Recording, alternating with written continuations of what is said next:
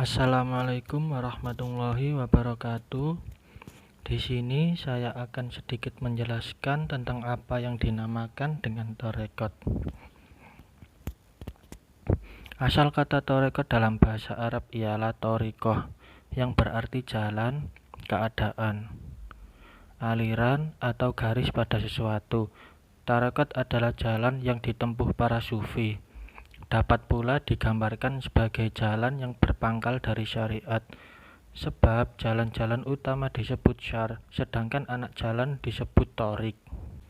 Menurut Abu Bakar Aceh, tarekat ialah jalan petunjuk dalam melaksanakan suatu ibadah sesuai dengan ajaran yang ditentukan dan dicontohkan oleh Nabi, dan dikerjakan oleh sahabat dan tabi'in, turun-temurun sampai kepada guru-guru, atau suatu cara mendidik, mengajar, lama-lama meluas menjadi kumpulan kekeluargaan yang mengikat penganut-penganut sufi yang sepaham dan sealiran, guna memudahkan menerima ajaran-ajaran dan latihan-latihan dari para pemimpinnya dalam suatu ikatan.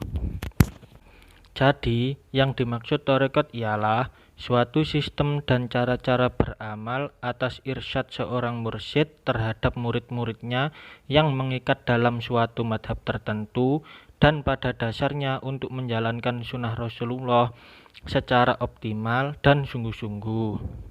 Tujuan adanya tarekat. Tarekat adalah jalan atau petunjuk dalam melakukan suatu ibadah sesuai dengan agama yang dicontohkan oleh Nabi Muhammad dan dikerjakan oleh sahabat-sahabatnya, tabi'in, serta berantai sampai pada masa kini. Lebih khusus lagi, tarekat di kalangan sufiyah berarti sistem dalam rangka mengadakan latihan jiwa atau membersihkan diri dari sifat-sifat tercela dan mengisinya dengan sifat-sifat yang terpuji dan memperbanyak dzikir dengan penuh ikhlas semata-mata untuk bertemu dan bersatu secara ruhiyah dengan Tuhan. Nah, tarekat ada berbagai macam jenisnya. Hanya sedikit yang akan saya sampaikan.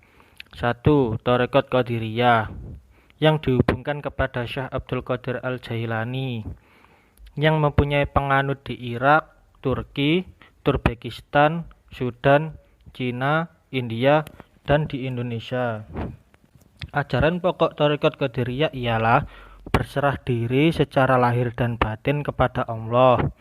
Dalam hal ini, para pengikut tarekat Qadiriyah diajarkan untuk berserah diri pada Allah sepenuhnya dengan mentaati dan menjalankan perintah serta menjauhi larangannya. Yang kedua, menghadirkan Allah dalam kabulnya.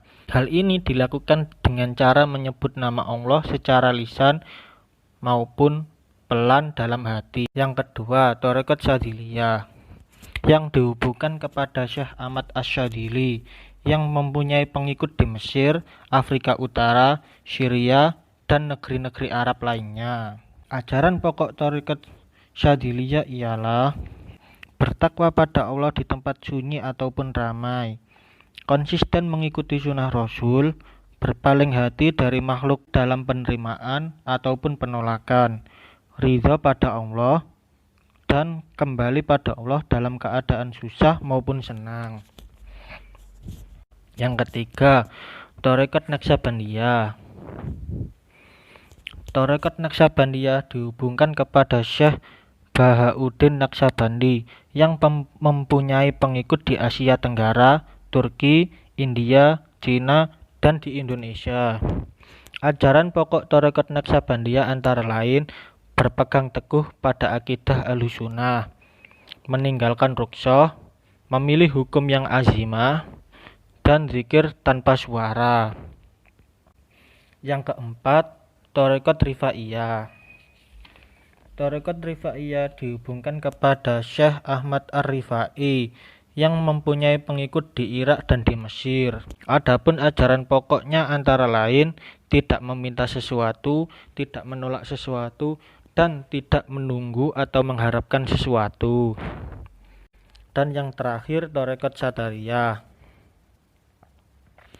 Tarekat Satariyah dihubungkan pada Syekh Abdul Asy-Syatari yang mempunyai pengikut di India dan di Indonesia. Adapun ajaran pokok tarekat Satariyah ialah hubungan antara Tuhan dan alam. Menurut ajaran tarekat Satariyah, alam diciptakan oleh Allah dari Nur Muhammad.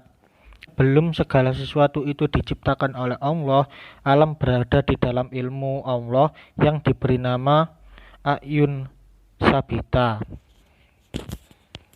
Nah, sekian penjelasan dari saya. Kurang lebihnya mohon maaf. Wassalamualaikum warahmatullahi wabarakatuh.